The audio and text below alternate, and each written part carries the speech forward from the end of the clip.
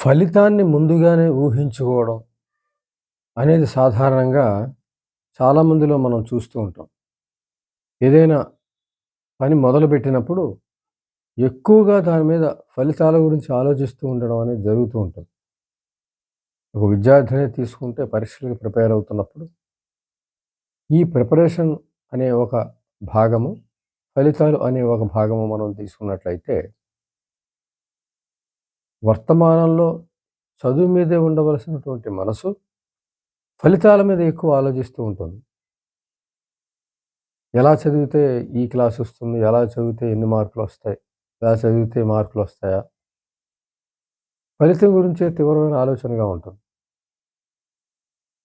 ఒక బాగా చదివే విద్యార్థికి ఒక రకమైన అంచనా ఉంటే, అసలు చదవని వాళ్ళకి ఒక రకమైన అంచనా ఉంటుంది. మొత్తానికి ఎక్కువ ఈ ఫలితం గురించినటువంటి ఆలోచన రావడం మనం చూస్తాం చాలా మందిలో. అలాగే ఏదైనా పని చేస్తూ ఉన్నా దాని యొక్క ఫలితాన్ని ఆశిస్తూ ఉంటారు.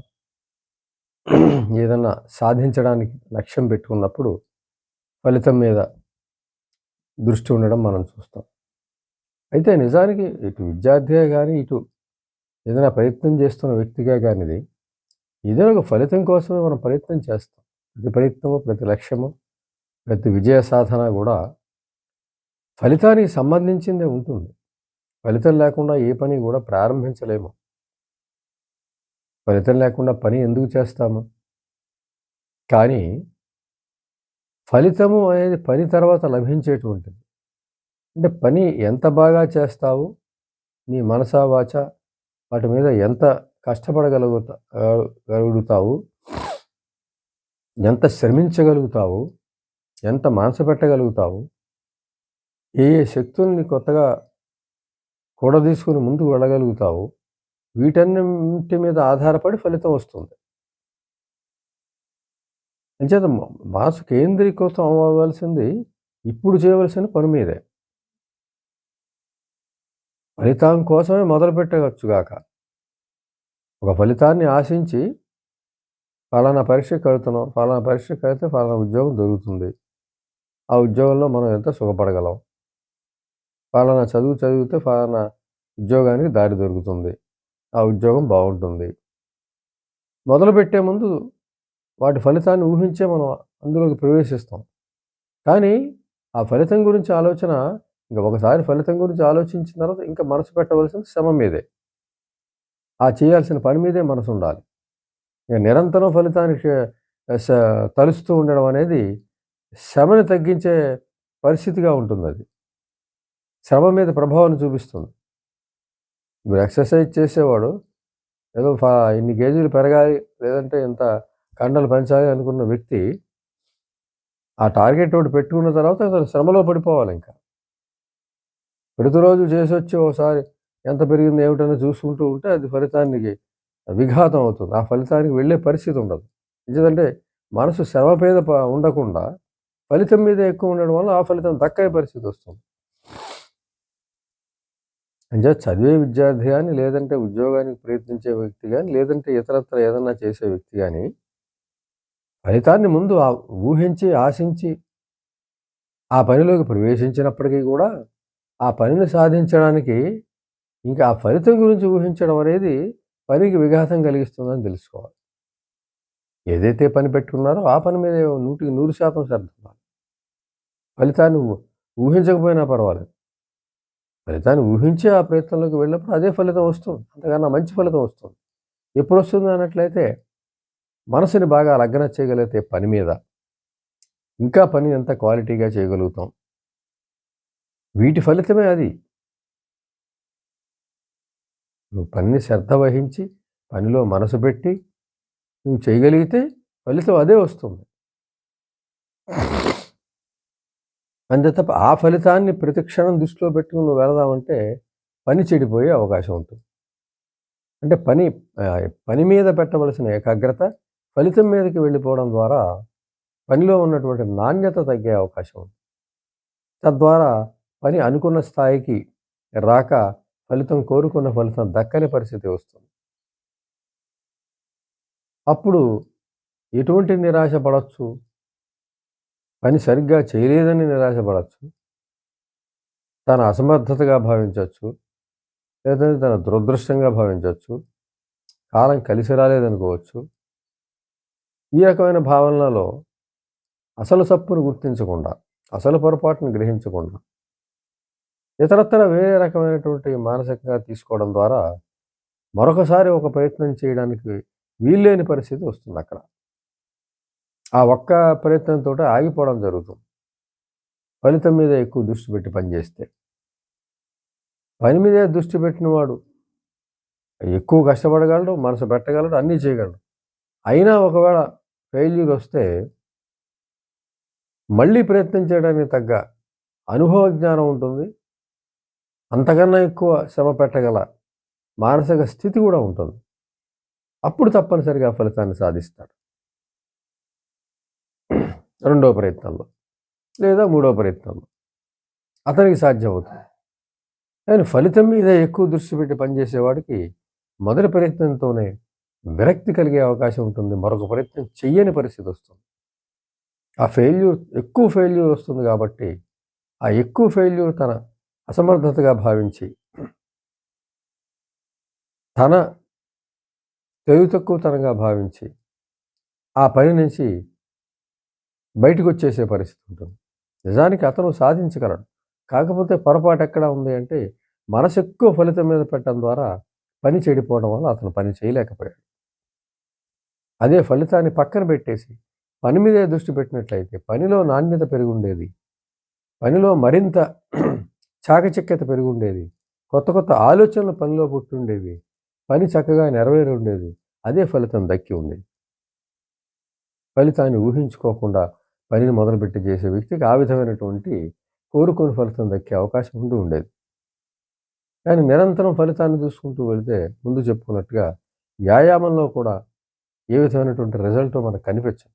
దృష్టి దీని మీద ఉండి మనసు పని మీద లేకుండా ఉన్నట్లయితే పనిలో నాణ్యత పెరగదు, చాకచక్యత పెరగదు, పనికి సంబంధించిన కొత్త కొత్త ఆలోచనలు రావు, సులువు పెరగదు. దానివల్ల ఫలితం వచ్చే అవకాశం ఉంది.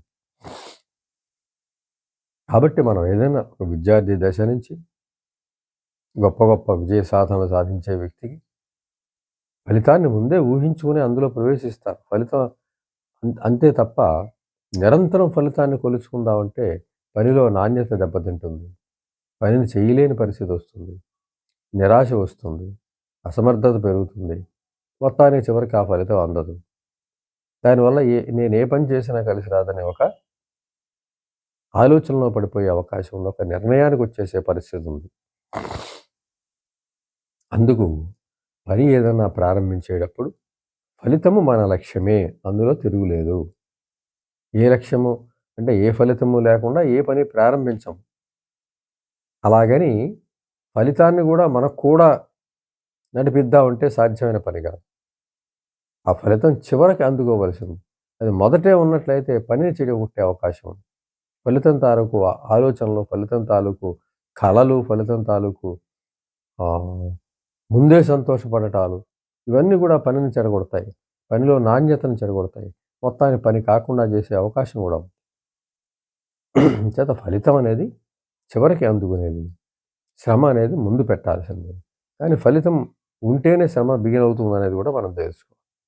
ఆ శ్రమను అందుకోవడానికి వెళ్ళేటప్పుడు నిశ్శబ్దంగానే ఫైటింగ్‌ని ప్రారంభించాలి.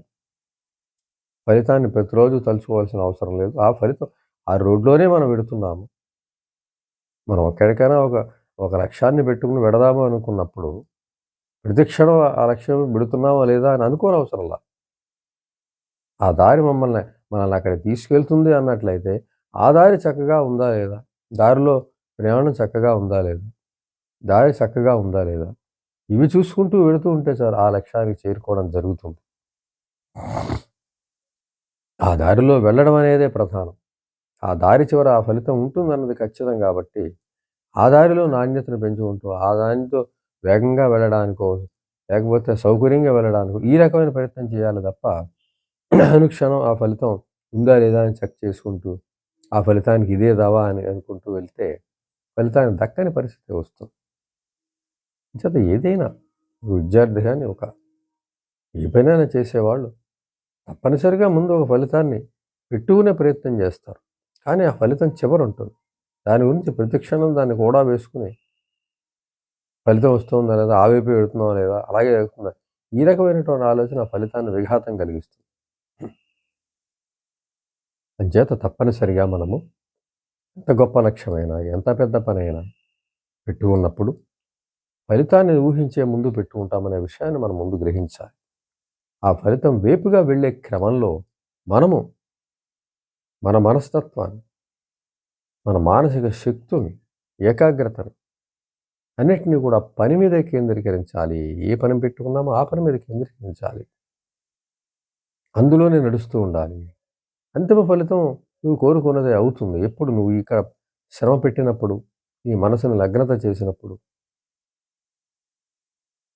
ఎప్పటికప్పుడు వర్తమానంలో జీవిస్తూ, వర్తమానంలో పనిని చక్కగా చేసుకుంటూ, ఏ విధమైన లోపం లేకుండా అన్ని రకాల వనరుల్ని సేకరించుకొని, పనిని క్రమంగా నిర్వర్తిస్తూ,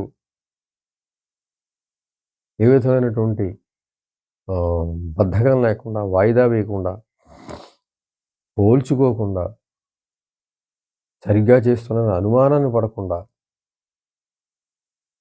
ఇవేమీ లేకుండా నువ్వు నాణ్యతను పెంచుకునే విధంగా ఆలోచిస్తూ, దానికి సంబంధించిన నిపుణుల్ని కలుసుకుంటూ, కొత్త కొత్త విషయాలను తెలుసుకుంటూ, మరి ముందుకు వెళ్ళినట్లయితే తప్పనిసరిగా నువ్వు ఆ ఫలితాన్ని అందుకునే అవకాశం తప్పనిసరిగా ఉంది. కాబట్టి ఎప్పుడూ కూడా ఒక పనిని ప్రారంభించినప్పుడు, ఒక విషయాన్ని ఆరంభించినప్పుడు ఫలితంతోనే ఆలోచిస్తాము అనే విషయాన్ని మనం ముందుగా తెలుసుకోవాలి. దాన్ని చివర ఫలితం అనేది చివర వచ్చేటువంటిది. దాన్ని మనం మొదటికి తేడానికి వీల్లేదు.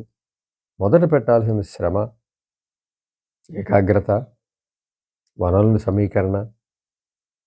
వీటి గురించే మనం ఆలోచించినట్లయితే, నైపుణ్యం పెంచుకోవడానికి ఆలోచించినట్లయితే, శ్రమించడానికి ముందు మనసు సిద్ధపరచుకుంటే, ఆ రకంగా ముందుకు వెళ్ళగలిగితే తప్పనిసరిగా ప్రయాణం ఆ శ్రమ తర్వాత మనం తప్పనిసరిగా అదే ఫలితాన్ని 100% అందుకుంటాం.